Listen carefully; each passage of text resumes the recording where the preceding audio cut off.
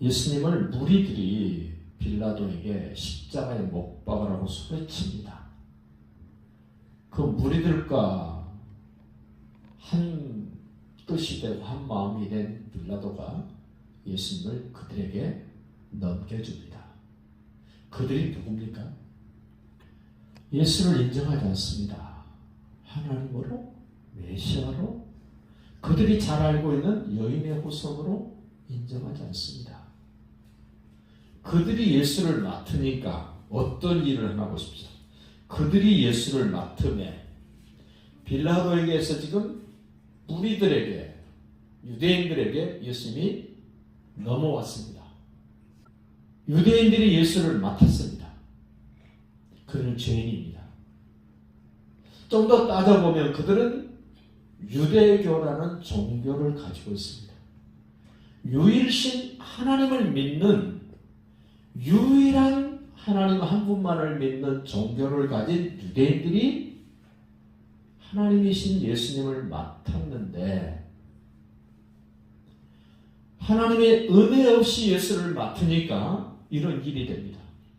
어떻게 합니까? 자기의 십자가를 지고 골고다로 끌고 갑니다. 하나님의 사랑 없이 예수님이 내게 넘어오시면, 내게 찾아오시면 여지없이 예수님을 죽이는 일을 하고 있는데, 그거는 옛날만 그런 것이 아니라 지금도 그렇고 앞으로도 그럽니다. 하나님의 은혜 없이 예수님을 맡으면, 하나님의 사랑 없이 예수님을 맡으면, 성령의 역사 없이 예수님을 맡게 되면 옛날에나 지금에나 앞으로도 여전히 예수를 죽이려고 끌고 갑니다. 공개적으로 처형합니다. 자기 혼자만 예수를 부인하고 예수를 죽이는 것이 아니라 자기와 똑같은 생각을 하고 똑같은 말을 하고 똑같은 삶을 살고 있는 사람들과 더불어서 어우러져서 예수를 죽입니다. 18절도 다시 보십시오. 그들이, 유대인들입니다. 예수를 넘겨받은 그들이 거기서 예수를 십자가에 못 박을새 다른 두 사람도 그와 함께 좌우편에 못 박으니 예수는 가운데에 있더라. 죄인들이 예수님을 넘겨받으니까 죽이려고 골고다를 끌고 올라갈 뿐만 아니라 실제로 골고다 언덕 위에 높이 예수님을 십자가 죽이는 현장을 만듭니다. 이렇게 예수를 죽이는 사람들, 대표적인 사람, 예수를 죽도록 맨 처음 시동을 건 사람, 유다죠. 유다를 성경은 이렇게 표현합니다. 차라리 그가 태어나지 않았더라면 좋았을 뻔한 사람이래요. 태어나기는 태어났는데 차라리 태어나지 않았으면 좋을 뻔한 사람. 하나님의 은혜 없이 예수님을 맡으면, 성령의 깨달음 없이 예수님을 맡으면, 하나님의 사랑 없이 예수님을 맡으면 누구든지 이들하고 똑같은 말을 하고 똑같은 행동을 합니다. 여러분과 저도 하나님의 은혜가 아니었으면, 하나님의 사랑이 아니고 성령의 깨달음이 없었다면 이들하고 다를 바 있습니까? 저에게도 그전에 예수님을 많이 소개해줬던 분들이 있습니다. 저도 이들하고 똑같이 은혜 없을 때, 사랑 없을 때, 성령의 깨달음이 없을 때는 똑같이 이런 말을 하고 이런 짓을 했습니다. 이들과 내가 다를 것이 있다면 분명히 해야 됩니다. 하나님의 사랑이 내게 부어졌구나. 예수님의 은혜가 내게 임했구나. 성령이 나를 깨우치셨구나.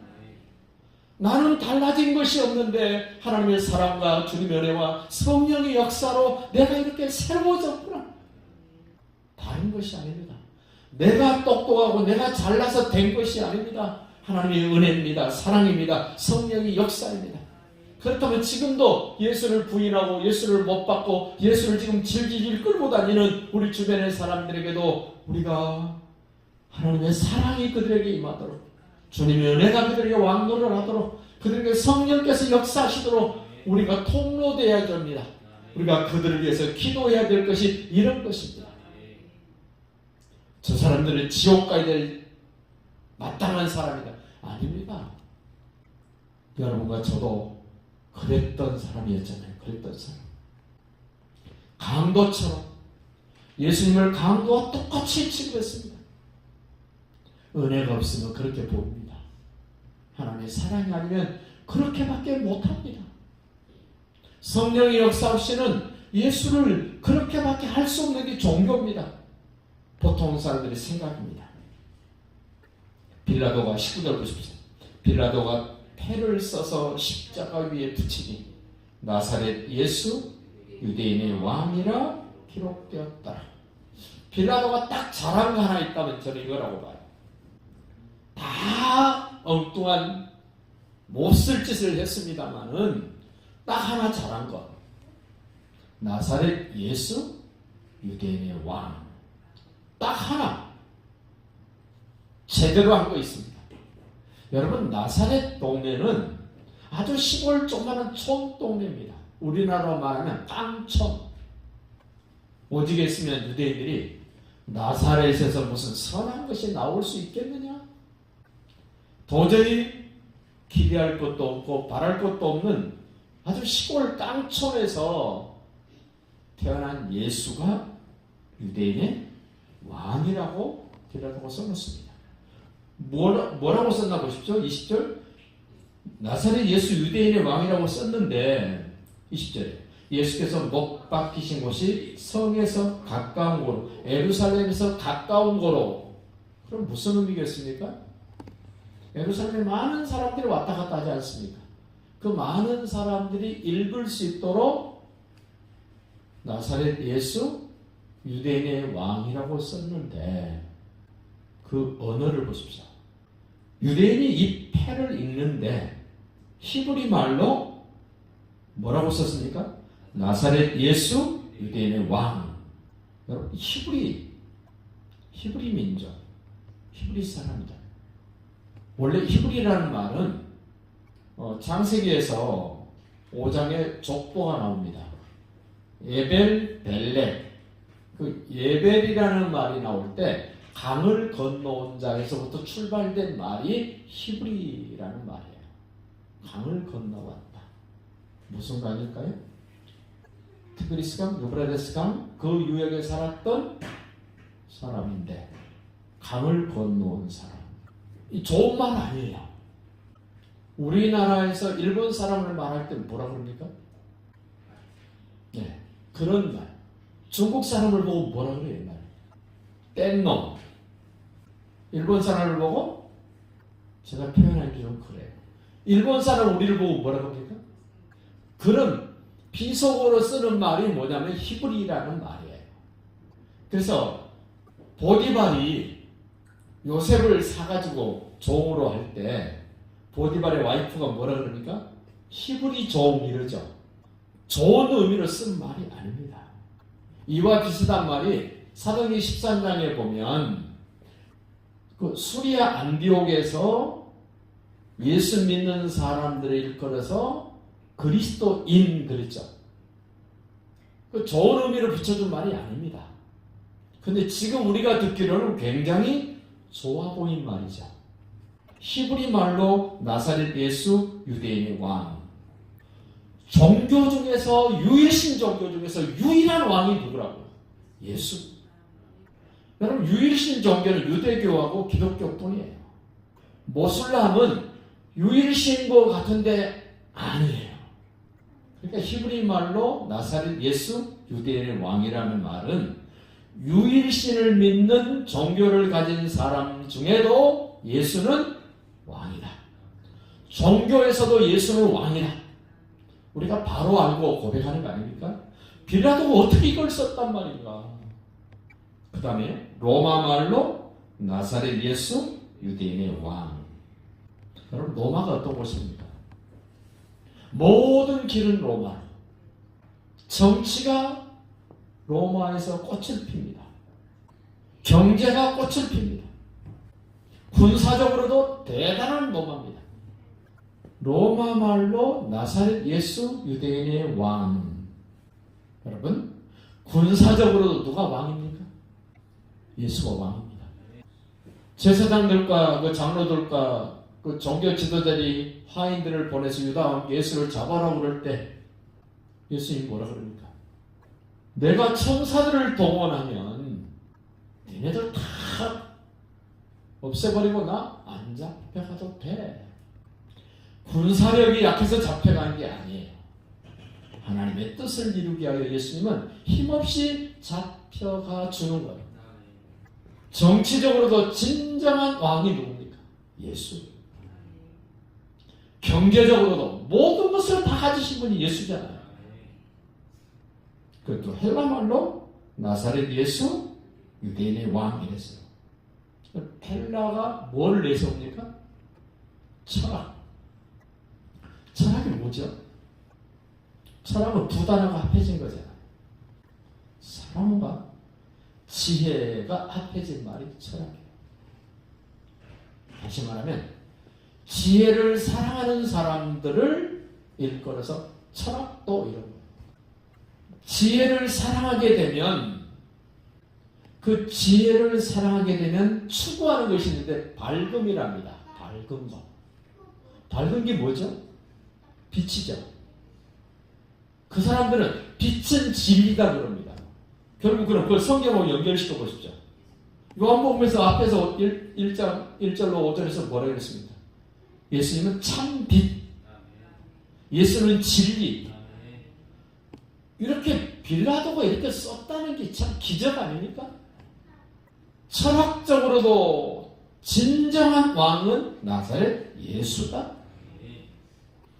자, 빌라도는 그렇게 썼을지라도 유대인이나 로마인이나 헬라인들이 그렇게 읽었을지라도 그럼 나는 예수님을 어떤 분이라고 말합니까? 나는 종교적으로 예수님은 나에게 어떤 분입니까? 유일하신 왕입니다. 정치적으로도 경제적으로도 군사적으로도 유일한 왕은 나에게 유일한 왕은 예수입니다. 지혜를 사랑하고 밝은 빛을 찾아보고 진리를 추구하는 사람일지라도 나에게는 예수만이 왕입니다. 이렇게 고백할 수 있는가? 이렇게 인정할 수 있는가? 혼자서 골방에서 인정하는 것이 아니라 대놓고 많은 사람들 앞에서도 나사렛 예수, 종교로서의 나는 유일한 왕은 예수뿐이다. 정치, 종교, 철학, 군사, 경제 모든 분야에서 나에게는 유일하게 예수만이 왕이다. 그렇게 말할 수 있는가? 혼자서 은밀하게 말하는 것은 쉽습니다.